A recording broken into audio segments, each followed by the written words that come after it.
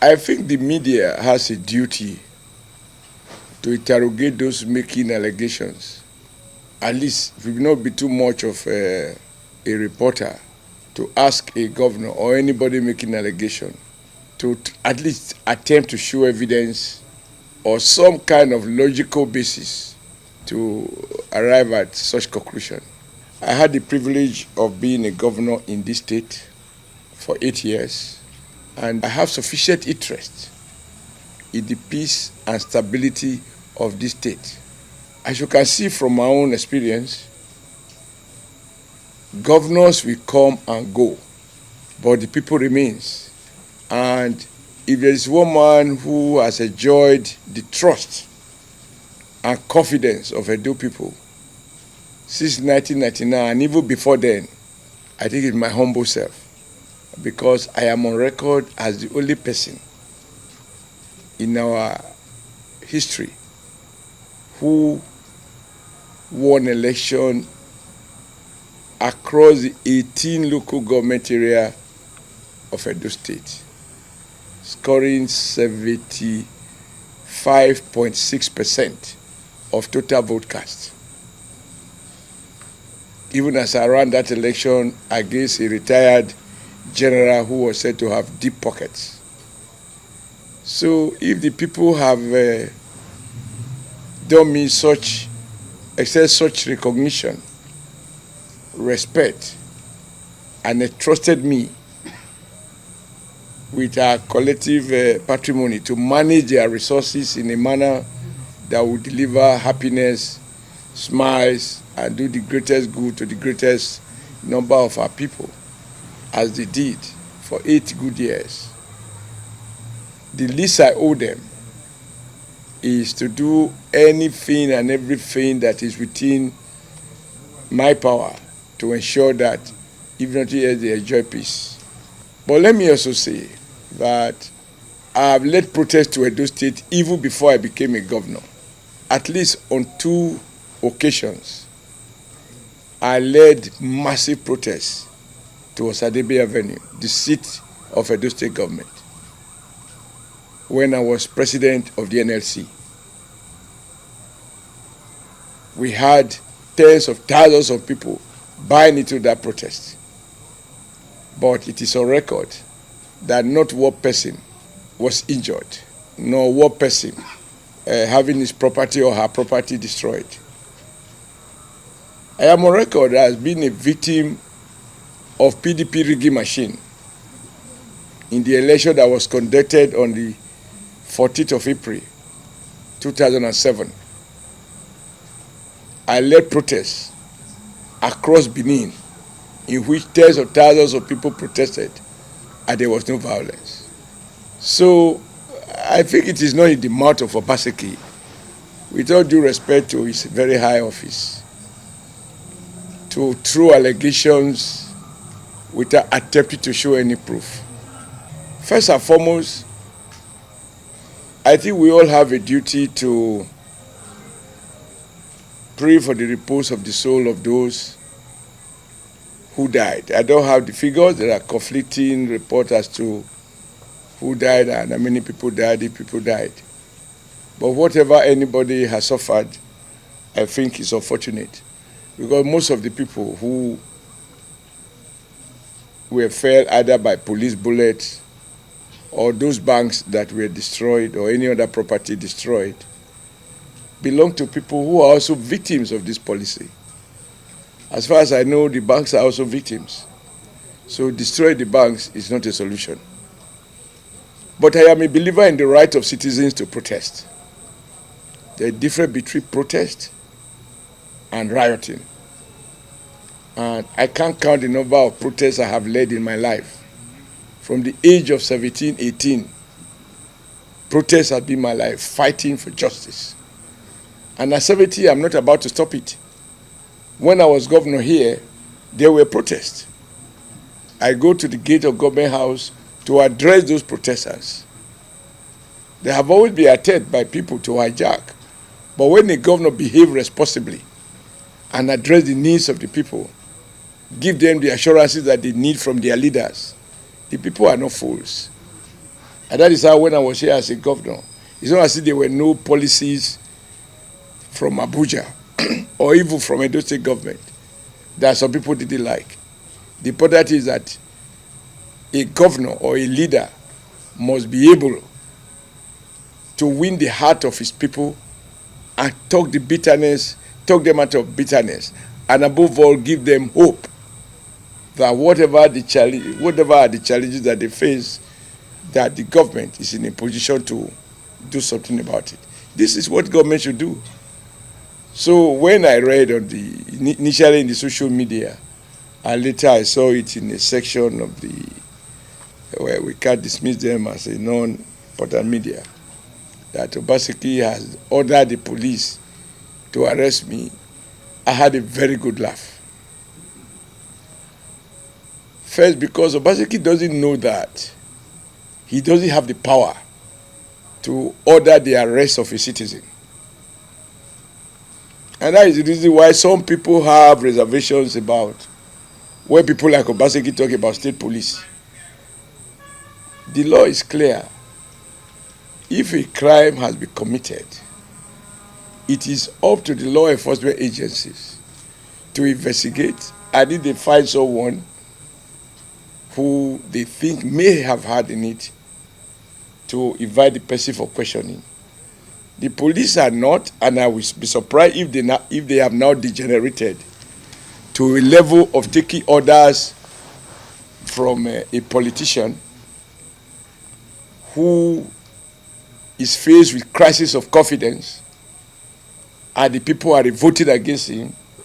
There are huge issues of the legitimacy of his government, and he thinks that he can order police to arrest whoever he considers to be his political opponent. So it's unfortunate.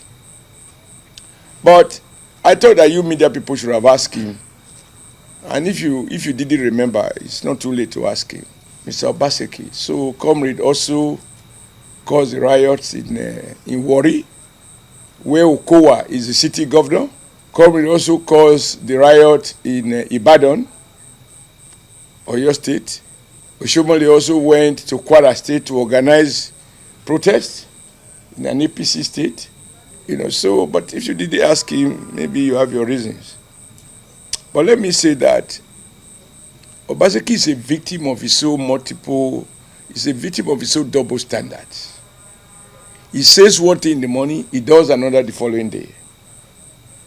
I think Obaseki, after embarrassing the Central Bank governor, Emefiele, when he accused him, I think sometime last year or the year before, of printing hundreds of billions of naira to share for states by way of federation account, and that Emefiele's policies are going to destroy the naira, even as he admitted that the money was being shared to state governments. After his initial reaction, I think he now realized that, wait a minute, election is coming, Obaseki needs cash. And who will give him this cash? Oh yes, the person who was giving him before. Well, he took over 20 billion from CBN in the name of agriculture. You are journalists. Ask Obaseki to show you where the farms are. He had taken those money and converted them to other purposes. And of course, he's obliged to refund those money. And so he has to do things this time to look as if he's suddenly a man who has been abusing federal government, abusing Buhari, abusing anything federal, suddenly decided that a policy that I have denounced, even as a former chairman of APC, and I didn't denounce it secretly. I denounced it on channel television.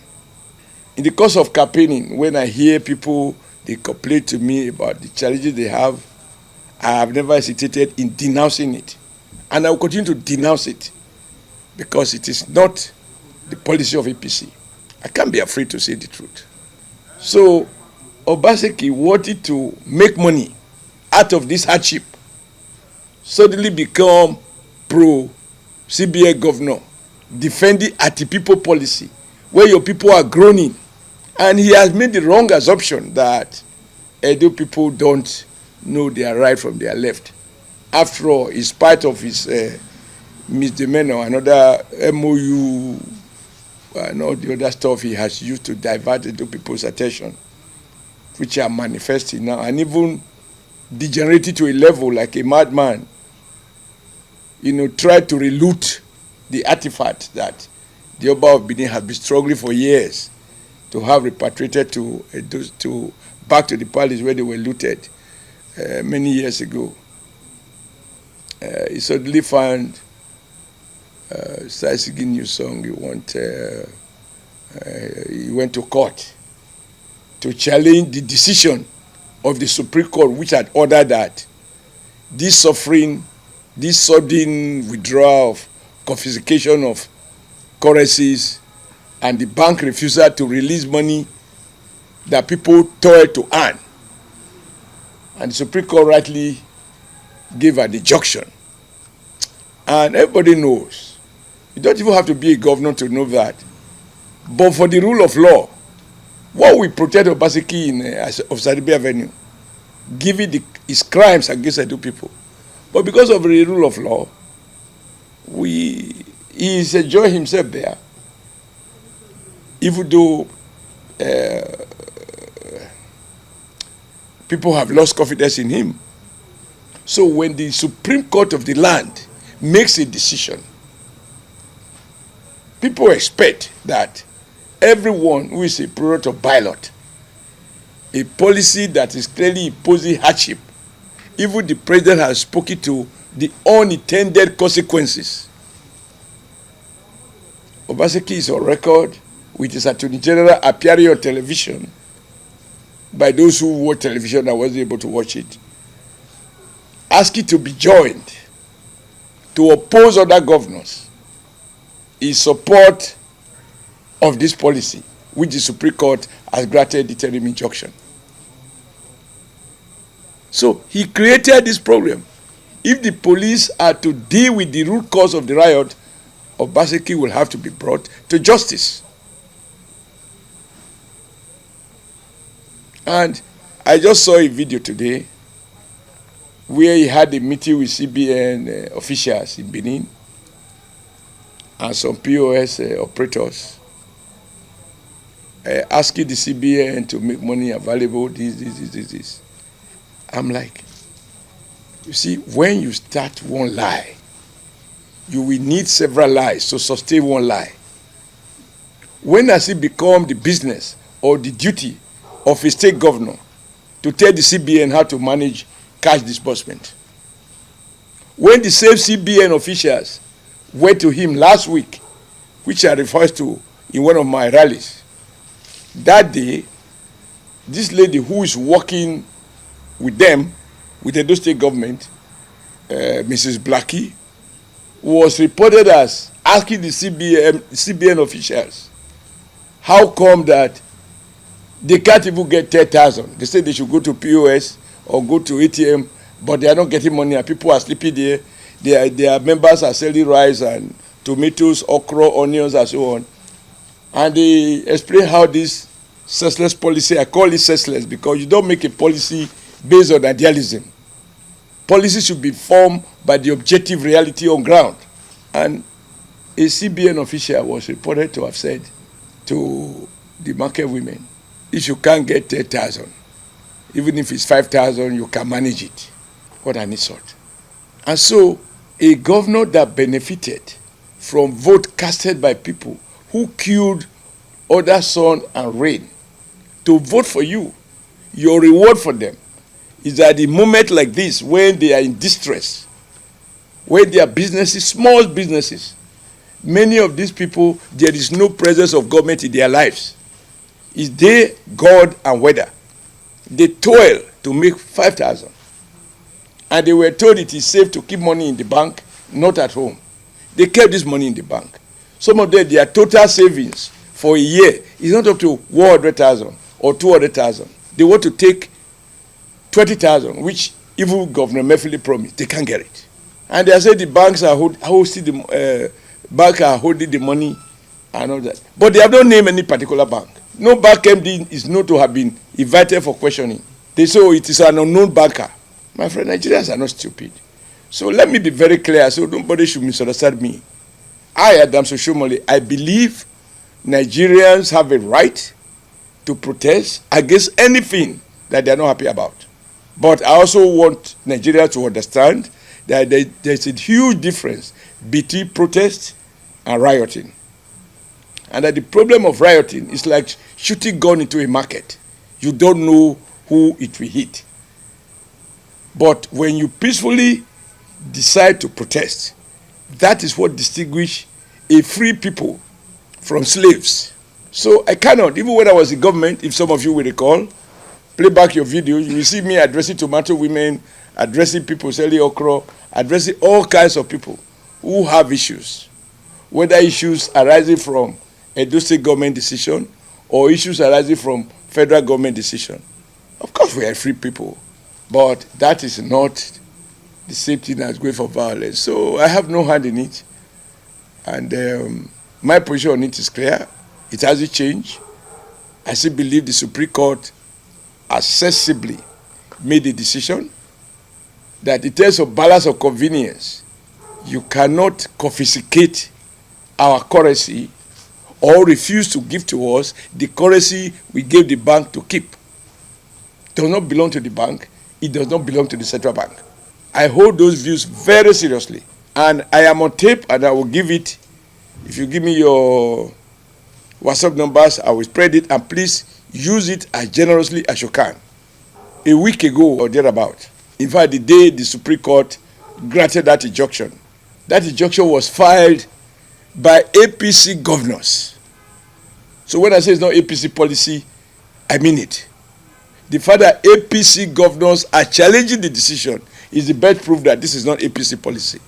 The day that injunction was granted, it coincided with the day I was scheduled to address a rally in Auchi. And I spoke to the evil, the dehumanizing implications of this policy. My message has been clear. My people, may this pain you are going through be the incentive you need to insist that you must vote. Don't play to their hand by resorting to protest. Because what some of them want, people like Emefiele, is for this election not to take place. Because if there's massive uprising, there will be no election. What does that mean for the poor people? Now you have opportunity to vote and choose who you want. In my own case, the Jagaba of the universe, Senator Bola Ahmed Tinubu. If you prefer another person, it's your choice. But that right to exercise that choice, don't allow anyone to provoke you into doing things that will give them a shield to postpone the elections. I have been saying that, and I insist it is so. Because I don't think anybody who wants this election to take place will create this hardship. No democracy does that. So you media people have a huge task. Even though some of you are already politically committed, one way or the other, when you watch the news, Nigerians can tell you, I listen to a man I respect very much, another statement in his own right, not a bread and butter politician, Robert Clark, SAN. He narrated that even at his level, he has not held, he's not a minister, he's not a politician, he doesn't belong to any political party. He's a senior advocate of Nigeria. I'm not sure he's still even in practice, but he has his reputation. He had an interview with Riot television, and he told the TV host that, look, you guys should go beyond partisanship and look at issues objectively. And he said Robert Clark, he found himself having to buy naira with naira. That is to say, he wanted 120,000 naira to sort out a few domestic issues. And he had to pay 150,000 naira to buy 120,000 naira. That's a senior advocate of Nigeria. So if he's that helpless, and he did it twice, so if he is that helpless, what about the unknown Nigerian who wakes up, walk 10 kilometers to the farm, plant cassava, plant orange, whatever is it, pray for good harvest, and if he doesn't come, he pleads with God to forgive him, maybe he offend God. They've given up on government for many of these people. Now the money that You say you want cashless policy. This policy now is a major setback to our journey towards cashless policy, because by denying people, poor people, the right to their money, the message is going around that if you ever get a naira again, don't keep for bank. But one day they can wake up and say you can't take it, because they assume that because the masses are not PhD holders, they don't have native intelligence. Will you now keep your money in the bank when you are not sure that somebody can wake up next tomorrow and say that this money, you can't withdraw it? He's not accusing you of any crime. He says he's putting this limit, use card. Meanwhile, in Edo State, let me speak to my senatorial zone. We have 6 local governments. It is only my local government that we have banks. Onwa West has no bank. Onwa East, no bank. Akoko Edo, no bank. Esako Central, no bank. Esako East, no bank. In Esako East, we have 2 giant cement factories with a turnover that runs into several billions. There is no bank there. It is the business of CBN to encourage banks to locate not just in what they consider to be economically viable areas, to spread out. So how come the bank can impose this hardship on Nigerians, but they can't compel central commercial banks to have branches? The way INEC will insist that before you are registered as a political party, you must have offices in at least 2/3 of the states of the federation. The CBN doesn't operate like that. So you went after the weakest, and then they come up with this dubious argument about fighting corruption. How? When I see CBN officials talking like that, I realize how. Let me ask you, for me, the height of corruption in Nigeria today is the fact that some people can get the dollar at 340, and most Nigerians have to get the same dollar at 740. And the price you pay for anything you consume now is based on 740. Even though those who are privileged to import those goods with official exchange rate are paying 440. So if the CBN allocate $1 million to you because you belong, within 24 hours, you will make 300 million naira. If that is not corruption, if that is not the height of corruption, then let nobody talk about corruption. This country belongs to all of us. So I don't have any personal interest, but just that I appreciate early in life. And one of the things that attracted me to trade unionism is when I see many working and only few people are benefiting. That is how I got into trade union struggle at the age of 17.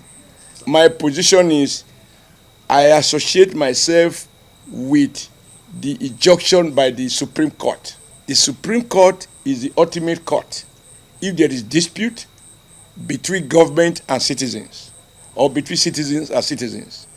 So the prerogative of the Supreme Court, in my view, I am bound by law, and having had opportunity in the course of being a governor to swear to uphold the Nigerian Constitution, that oath is still binding on me. But I even suspect that the president can say, he said what he said. Are they going to load now 100,000, 50,000 of 200 in an ATM machine? In the next 24 hours, go and do your investigative journalism and see whether the money available now, new or old 200 naira, is now available for you to withdraw. Because I think that those who are determined to sabotage it, even the president's pronouncement, I doubt if they will obey it. They will still speak to faceless banks as being responsible. When government begin to blame saboteurs, it's like when we blame those who selling generators as being responsible for lack of power. I'm like, so if we know them, why are we not dealing with them? The business of government is not to lament, it's to fix it. No, I think this is a wrong question when you talk of chances of my party. I think what should bother you is, without cash, can even INEC conduct the election? Because for the first time in our history, pre-independence, post-independence, that an electoral umpire, the chairman, 2 weeks to the election or thereabout, when I can imagine how much he has on his table to deal with, he has to create time to go and visit and plead with the governor of the CBN that they will need cash, that some of their transactions necessary for a smooth, free and fair election require cash. And he is appealing to the CBA governor to have access to such cash. And the CBS governor graciously assured the electoral umpire that he will make cash available. Now, for me, the implication of this is that so the governor can choose who to give cash to, and by implication, who he should not give cash to. That doesn't give me much comfort. It doesn't give me much comfort. So for me, it's about looking at the bigger issues. My advice is that, and I've already implied that in my statement, and I will show you what I've said even before now. I have been in this game of interfacing with the state virtually all my adult life. When there is a policy that is designed to provoke you, resist provocation. Because the timing of these policies alone bring politics into it. And when you see and hear analysts saying it's meant to prevent vote buying, they are the ones who are now politicized the issue. Who is likely to do vote buying? Is it the guy who buy $1 for $7.40 or the guy who buy $1 for $4.40? My appeal to Nigerians is that, first, there is a huge difference between peaceful protest and violence or rioting. No society benefits from rioting. Innocent people will always be the victim.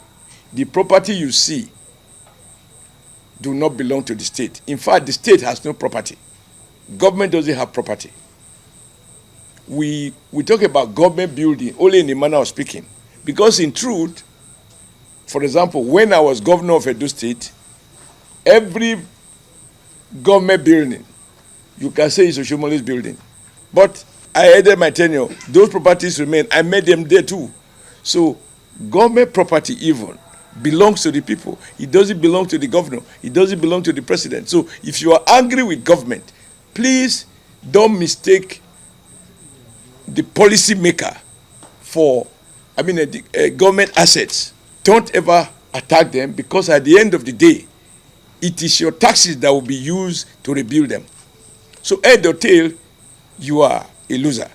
Number two, a lot of people whose banks were destroyed yesterday, I am sure if you were to have the opportunity of a private conversation with them, banks make their money based on turnover. When the banking activity has slowed down, the informal sector is almost wiped off. Even the Manufacturers Association of Nigeria is complaining that these policies is affecting their markets, etc., etc. To resort to destroy private banks is unfortunate, because we have a saying in our language that even when you are crying, you should still see road. So whereas I don't want to be misunderstood, because for me, this is fundamental. Nigerians cannot be denied the right to protest against anything they are not happy with. But Nigerians must know the difference between protest and rioting and violence. You can have massive protests without violence. I have led massive protests without violence. And even when police attack my followers, I tell them, two wrongs don't make it right. But we remain focused that what we are fighting against must be changed. But we will not be provoked to fight. Because if you do, as I said, and the elections are postponed, will the masses benefit? The only, why the masses should be determined to protect democracy is that whether it delivers or not, the fact that it is only in your name that anybody can become a councillor or a governor or a president is huge. Even this debate about buying vote, it shows that now people realize the electorate matters, so they want to seduce them. And it's not only in Nigeria. The recent debate in America after Trump's disaster, some Republican states were amending the law, electoral law, and some Republicans were protesting. Now, the argument of the Republicans is that people should not bring water to voting center. They should not bring hamburger or beef burger or any burger or soft drinks. for people to drink because they realize that a segment of the population, probably blacks, they can't stay for long on a long queue. And if there is no water, no soft drink, no hamburger, they may not vote. And so the whites will vote. So they amended those laws. And I saw people on CNN protesting that this is meant to disenfranchise Americans. But the Republicans believe that you are inducing the voters by giving them water to drink. So there is no, I don't know who the purists are when they speak with that kind of managerial finality. They pontificate as if there is no corruption without private sector participation. And some of the, go and investigate the history of capital. And they now just, unfortunately, once you are a politician, you are, as I'm here, I don't have bulk naira to change. I don't have. So it's not about me. But those places I've gone to, I have no naira to give them.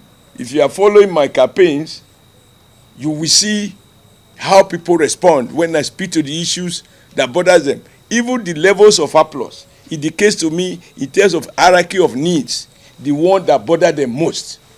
So people like us, you are in a deal, let's be honest. Some of you have been here since 2007. You can vouch for me, but I have never been involved in vote buying. In 2007, we were fighting with PDP talks. 3 people were killed at Oba Primary School.